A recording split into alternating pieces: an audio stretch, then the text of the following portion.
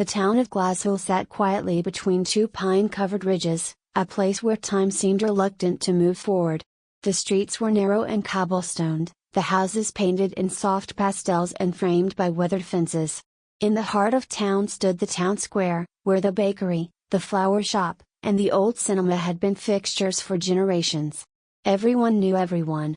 And everyone, it seemed, remembered everything. On a crisp Saturday morning in late autumn, a rumble unlike any they'd heard before stirred the townspeople from their routines.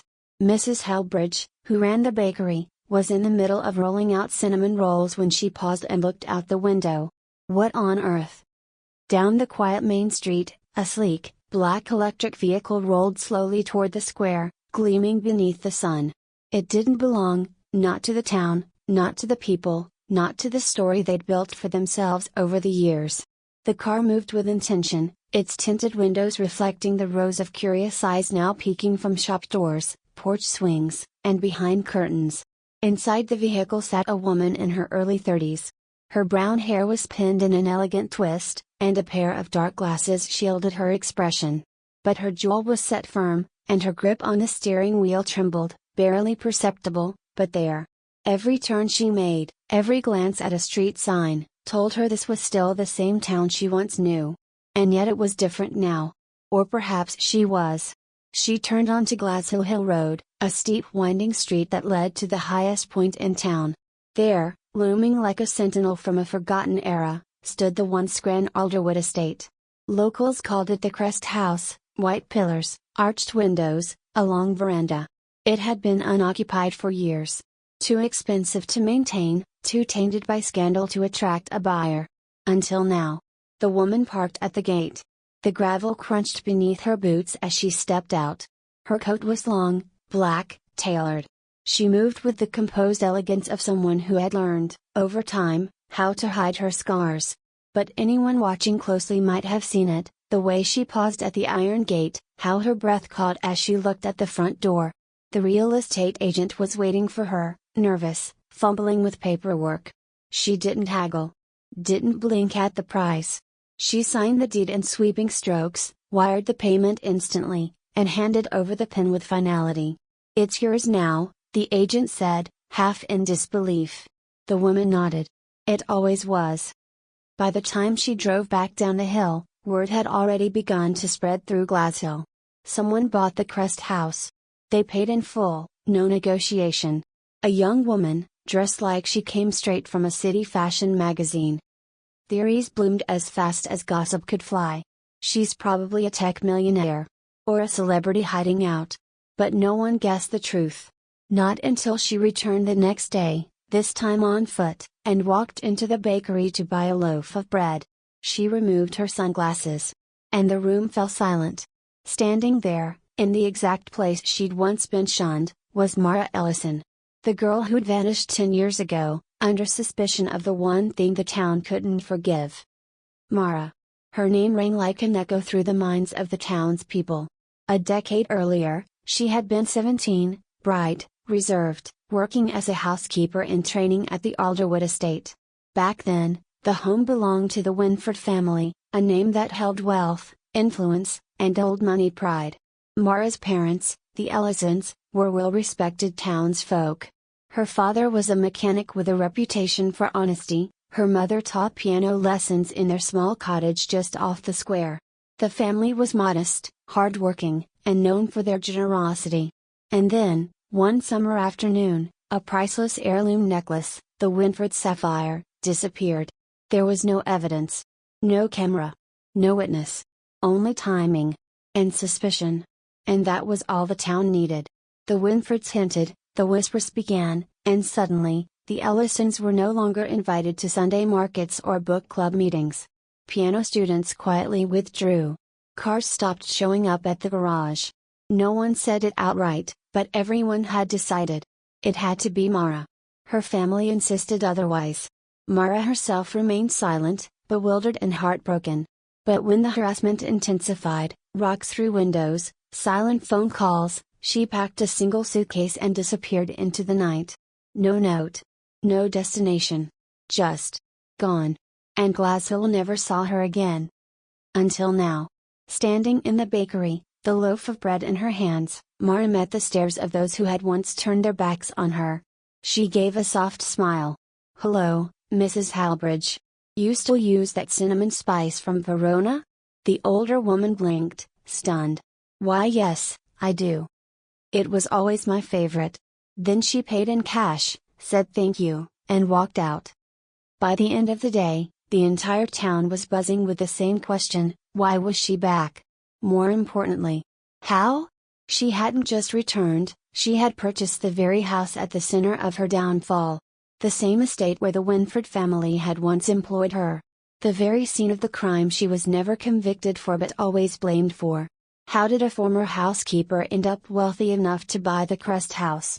Was she here for revenge? Or something else? Theories multiplied, blending curiosity with guilt. But Mara said nothing.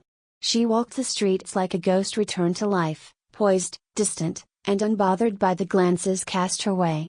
And as night fell over Glashill, one thing was certain. This was no ordinary homecoming. This was the beginning of something that would turn the town upside down. The town of Glashill had always been good at keeping secrets.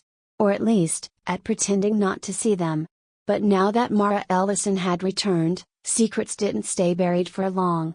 It began slowly, like cracks spreading across porcelain. First, the stares lasted longer. Then came the hushed conversations in the pews of St. Augustine's Church, at the grocer's, at the high school football field where nothing ever really changed. They all asked the same thing: why had she come back? Mara wasn't giving anyone answers.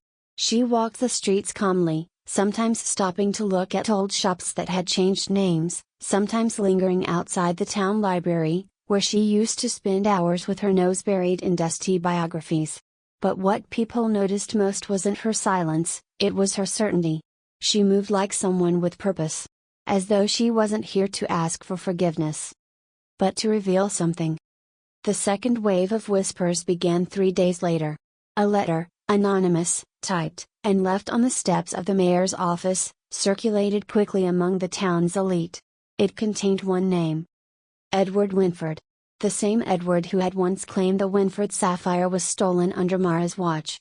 The same Edward who, at the time, gave tearful interviews about lost trust and broken faith. The letter accused him of lying.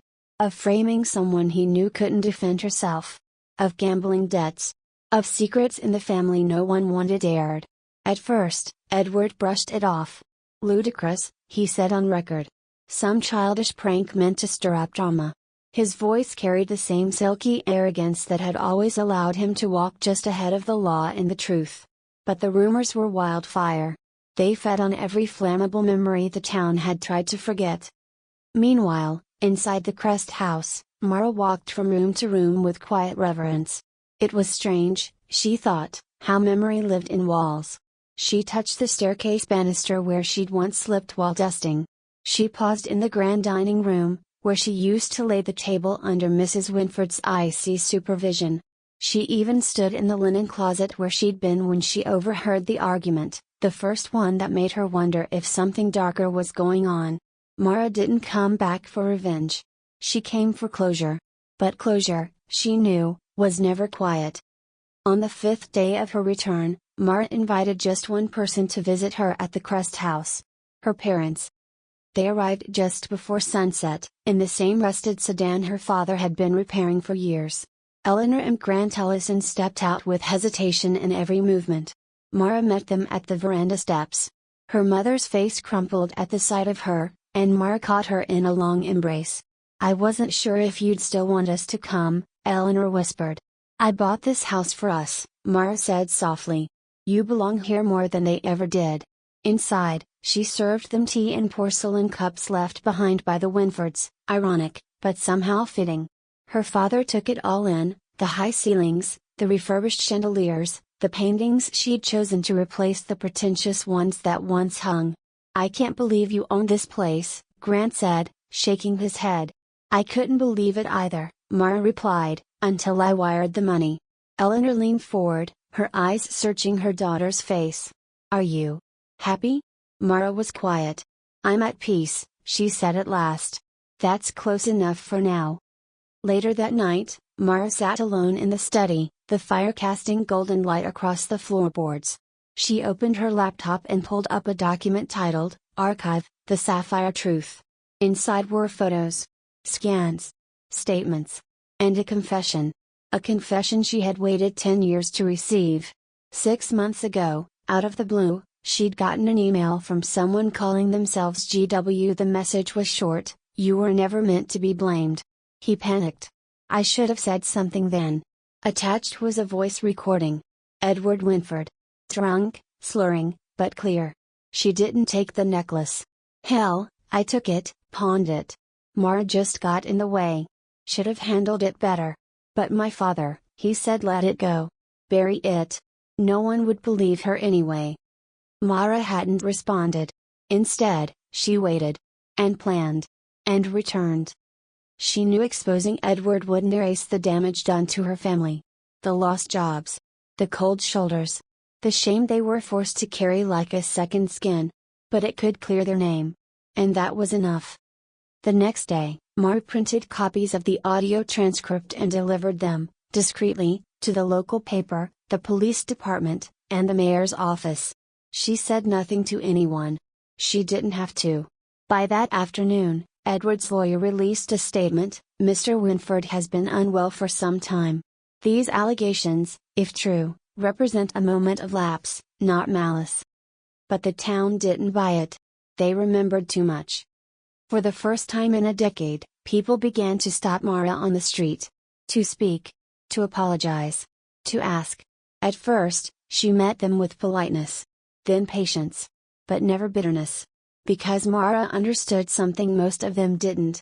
She hadn't returned to prove them wrong. She had returned to prove that they had never broken her. One morning, as she sat outside the coffee shop with a small notebook in her hand, an older man approached quietly. It was Reverend Holt. He had once asked her family not to return to Sunday service, for the peace of the congregation. "I was wrong," he said, voice shaking. "And I am sorry." Mara looked up at him, searching his face for resentment, for excuses. She saw only regret. She closed her notebook and stood. "I forgive you," she said. "But it's not just me you need to apologize to." He nodded. "I know." And he walked away, wiping his eyes. That night, Mara sat again in the grand dining room, a glass of wine in her hand, the chandelier reflecting a quiet storm of memories above her. She wasn't the girl who left this town. She wasn't the thief they imagined. She wasn't even the success story they whispered about now. She was simply someone who had survived. And come home. To tell the truth. The leaves in Glasshill had turned amber and gold, and though the sun still warmed the days, the air whispered of winter. But something else had changed too, something deeper than the weather. The town's rhythm, once so predictable, now pulsed with unease. It was as if the collective conscience of the people had woken up from long slumber and was struggling to reckon with the truth it had tried to bury. And at the heart of it all was Mara Ellison. She had no intention of becoming the center of attention, no appetite for pity or fanfare. But when a community spends a decade building its identity around a lie, the truth doesn't just return quietly, it cracks through the surface like a root-breaking stone. The recording of Edward Winford's drunken confession had made its rounds. People heard it. They read the transcripts. They whispered. And most importantly, they remembered. On a cold Monday morning, Mara was in her father's old garage, sorting through the tools he'd once used to fix cars for nearly everyone in town. Since their visit to the Crest house, Grant and Eleanor had quietly begun to spend more time there. Mara never pressured them to move in, but she had subtly made space for them: new curtains, a fresh coat of paint on her father's study walls, piano keys polished for her mother. They were slowly coming home. As she pulled an old wrench from a rusted drawer, she heard the crunch of tires on gravel outside. She turned. It was Callum Jennings, her old classmate. He had been one of the few who hadn't joined in the gossip back then, but neither had he stood up to stop it. He looked older now. The boyish confidence had softened into something heavier. "Mara," he said, removing his cap. "Could we talk?" She wiped her hands and leaned against the workbench. "Sure." He stepped in and looked around. "I haven't been in this garage since your dad fixed my bike in 7th grade. Gave me a free ride home when it rained. Mara gave a small smile. He still remembers that. Callum paused, fiddling with the brim of his cap. I came to say I'm sorry. I didn't accuse you, but I didn't defend you either. I was a coward. Mara didn't speak right away. She looked down at the wrench in her hand, then set it aside. Cowardice can be corrected, she said softly. But only if it leads to action. He looked up. Then I want to help. Whatever you need. She tilted her head. There's a town meeting tomorrow. I'm going to speak. Come. Bring others. I'll be there, he said. And he was. The Glass Hill Community Hall had never seen such a crowd. Chairs filled, aisles packed, even the back windows cracked open for those listening from outside. The stage was plain, no microphone, no podium. Just a row of chairs, and at the center, Mara Ellison. She stood with calm dignity. 10 years ago, she began, her voice clear but gentle, this town decided who I was without proof. I was 17. I had no lawyer, no parent in power, no way to defend myself. And no one asked me what had really happened. Silence filled the room.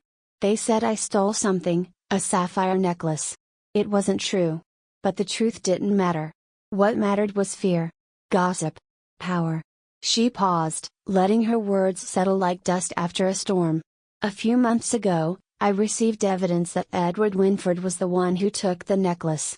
That he blamed me to protect his family's name, and none of you questioned it. A ripple of discomfort passed through the crowd. But I'm not here to humiliate anyone. I'm not here to seek revenge. I'm here because my parents lost friends. Because our family was torn apart.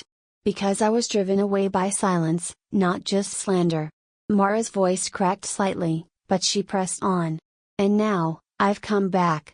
Not to punish, but to rebuild. For my family. For me. And maybe.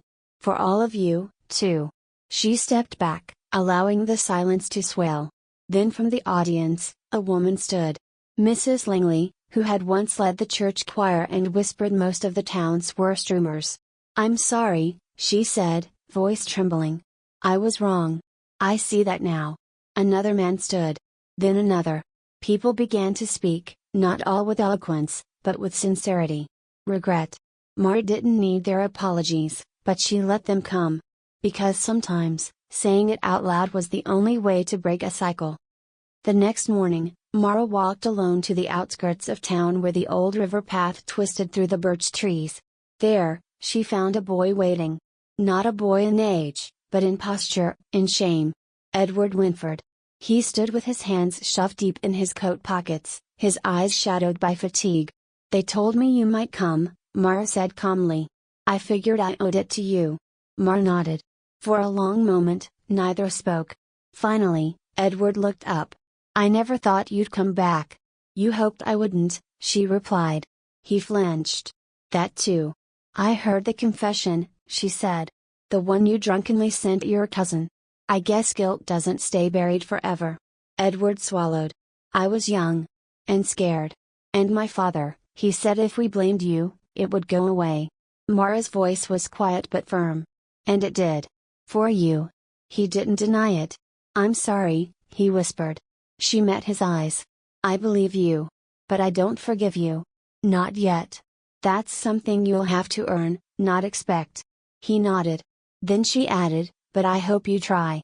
Edward stepped back. What will you do now? Live, she said. Fully. Freely. And with that, she turned and walked away, not in anger, but with peace. That night, Mara sat in her room at the Crest House. Outside, the moonlight bathed the veranda in silver. Inside, her mother played soft notes on the piano. Her father read beside the fireplace. And Mara. She smiled. The town had changed. And so had she. The transformation of the Crest House began not with renovation, but with laughter. It was faint at first. Like an echo through the wide halls, brushing against the old walls and slipping through windows cracked open for the spring breeze. But it was real. It came from Eleanor Ellison, one afternoon in the kitchen, as she tried to recreate her mother's recipe for honey scones and accidentally used salt instead of sugar. Mara's laughter followed hers, louder than it had been in a decade, curling through the tiled corridors like sunlight. The house, once cold and sterile, began to change. It breathed. A week after the town meeting, Eleanor and Grant moved in permanently. They left behind the small rented cottage they'd been living in for years, grateful for the quiet, yes, but ready for something more than survival. The Crest house, with its once intimidating columns and grand rooms, welcomed them like an old friend that had finally found its true family. Mara didn't insist. She simply made space. Her father's tools found a home in a converted workshop out back.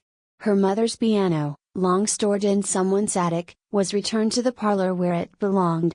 Family photos line the mantel now, not of aristocrats or portraits from some forgotten century, but of the Ellisons, birthdays, piano recitals, garage smiles, and grainy snapshots from the few vacations they could afford. For the first time in many years, they were not just existing. They were living. The town, too, had begun to shift. Neighbors who had once crossed the street to avoid the Ellisons now brought pies and fresh-cut flowers. Some of it was guilt, sure, but most of it was genuine. A slow, stumbling desire to make things right. One by one, people approached Mara, not with excuses, but with sincerity. I believed what I was told. I never asked questions, said Mr. Harwick, the librarian. I'm sorry for what I said in church that day, whispered Mrs. Raines, her voice cracking. I didn't mean it. But I let it hurt you. Mara accepted their words with grace. She didn't need apologies, but she understood the power they held. Not to erase the past, but to rewrite the future. On the warm Friday afternoon, the mayor stopped by. He wore a crisp navy suit and looked uncharacteristically nervous as he stood on the veranda. Mara, he said. There's something we'd like to propose. She raised a brow. The town council met this week. We want to name the old library garden after your family. Mara tilted her head. Why? Because what happened wasn't just wrong, it was cowardice. And because we think this town needs to remember what justice looks like. Even if it's late. Mara thought for a moment. Then she smiled faintly. Only if my mother gets to plant the first rose bush. The dedication ceremony was modest. The garden was small, tucked between the library and the community center, surrounded by wrought iron fencing and humming with bees. The plaque read, "The Ellison Garden, for the strength to grow again." Eleanor placed the rose bush herself. Her hands trembled, but her eyes shone. After the crowd dispersed, Mara lingered in the garden, fingers brushing the petals. I thought about leaving again, she admitted to her father, who stood beside her. But you didn't. No, she said, because this time, there's something worth staying for. Back at the Crest house, new life was blooming too. Eleanor took to inviting neighbors over for tea. At first, only a few came, those brave enough to face their own past words. But slowly, the circle grew. Children returned to learn piano from her, just as they had before the scandal, filling the halls with awkward notes and shy smiles. Grant, once too embarrassed to even show his face at town events, was now helping young men fix up their cars again, offering lessons from the garage like he used to. On Saturdays, the house buzzed with the sounds of tools, engines, and hearty laughter. And Mara, she rediscovered the parts of herself she'd buried beneath survival. She turned one of the Crest house rooms into a small consulting office. A place where she could continue her digital marketing work, hosting virtual meetings with big city clients while sitting at a desk that once belonged to the Winfords. The irony wasn't lost on her, but she embraced it. Here, in the house that once broke her spirit, she was thriving. One evening, while organizing old boxes stored in the attic, Mara stumbled upon a folder with yellowed papers, documents belonging to the Winford family. She opened them cautiously. Deeds. Letters. One in particular caught her eye, a handwritten note from Edward Winford's father to the town magistrate, subtly asking to shelter the family name from further embarrassment following the theft. Mara stared at the words. It was confirmation, not just of guilt, but of manipulation. She took a long breath. Then burned the letter in the fireplace. Not out of revenge. But because she no longer needed to hold on to other people's sins. That night, the power went out in a brief spring storm. The house fell into darkness, But Mara lit candles throughout the rooms, their golden glow casting soft light on the new life they had built. She stood in the hallway, gazing at the family photographs on the wall. So much had been taken from them. But now, it felt like so much more had been returned. Forgiveness. Dignity. Roots. As she passed the piano room, she heard her mother humming. As she opened the door to the back porch, she found her father asleep in the rocking chair, a book resting on his chest. And in the night's stillness, Mara whispered to herself, "We're finally home." In the days that followed, people began speaking about the Ellison family not as victims, but as symbols of resilience. The Crust House, once a monument to privilege and pain, had become a place of healing. And Mara. She no longer walked through Glass Hill with eyes cast downward. She walked tall, chin lifted, shoulders square. Not because she needed the town's approval, but because she had reclaimed something more important than reputation. She had reclaimed her story. The summer crept into Glass Hill gently, like a song remembered after a long silence. The once muted town was now humming with a new kind of energy, not just of recovery, but of renewal. And at the center of that quiet transformation stood the Crust House, no longer a relic of privilege and pain, but a living, breathing symbol of healing. Mara Ellison stood on the front porch, sipping her morning coffee as the early light brushed the tops of the pines.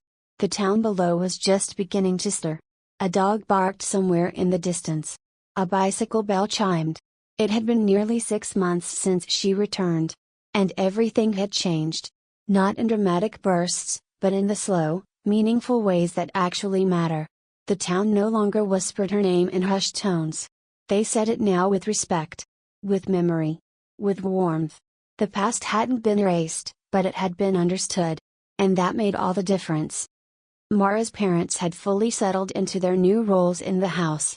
Eleanor's piano lessons had a waiting list, and Grant's garage had become a go-to spot for teenagers learning their first tune-up. There was always someone stopping by the Crust House these days, for advice, for comfort, sometimes just for a slice of Eleanor's famous rhubarb pie. The family that had once been pushed to the edge of town now stood firmly in its heart. But while the town had found peace in Mara's return, she had begun to sense something stirring inside herself. A question. A gentle pull. Was this homecoming meant to be a beginning? Or the closing of a chapter? One evening, after a long day of consulting calls and family visitors, Mara found herself alone in the garden. The stars blinked above, clear and sharp, and a soft breeze moved through the wildflowers that her mother had planted with such love. She sat on a wooden bench beneath a tree, looking out at the lantern-lit path leading back to the house. And for the first time in a while, she allowed herself to imagine something new. A future. Not one tied to survival. Not one driven by proving herself. But one that asked, "What do you want, Mara?" The answer came a few days later. She was visiting the library garden, the one now named after her family. A group of high school students were huddled beneath the pergola, working on a community project. Their teacher, a kind-eyed woman named Lila, waved Mara over. "These students are building a digital archive," she explained. "Stories from Glass Hill's past, interviews, old photos, articles. They want to include your story, if you're willing." Mara hesitated. She had spent so long running from her past. Was she ready to put it on paper? But then she looked at the students. Their eager eyes. Their notebooks open. Their belief that stories mattered. She nodded. "I'll help." That project became more than she expected. It started with a few interviews, then extended to writing workshops. Mara taught the students about digital storytelling, marketing, and building narratives that honored truth instead of hiding it. She watched them flourish, their confidence blooming like the roses in the Ellison garden. And as she helped them tell their stories, she realized something profound. She no longer needed to tell hers out of pain. She could tell it with purpose. That summer, Mara made a decision. One morning at breakfast, she sat with her parents at the long wooden table, the same one where they had eaten in silence years ago, now covered in teacups and newspaper clippings and laughter. "I'm going back to the city," she said gently. Eleanor's smile faltered for a moment. Grant lowered his mug. "I've been thinking about starting something," Mara continued. "A nonprofit. A platform that supports people who've been falsely accused. Helps them rebuild. Tells their stories. Her father leaned back, absorbing her words. "That's incredible," he said. "And very you. You're not leaving us, are you?" Her mother asked, her voice a mix of pride and sadness. "Never," Mara smiled. "I'll visit. Often. And this will always be home. But it's time I take what I've learned here and give it to someone else who needs it." They didn't try to change her mind. Because they knew. She had come back when she was most broken. Now, she was whole, and ready to build something bigger than herself. Her final week in Glasshill was filled with moments she knew she'd carry forever. A town potluck held in the Crest House garden, neighbors sharing food and forgiveness in equal measure. One last walk down the cobblestone main street, past shops that once shunned her, now waving her off with kindness. And a quiet morning with Callum Jennings, now a close friend, perhaps more, who handed her a small notebook with a single line written on the first page. Some stories begin when others think they've ended. When the day of her departure arrived, Mara packed lightly.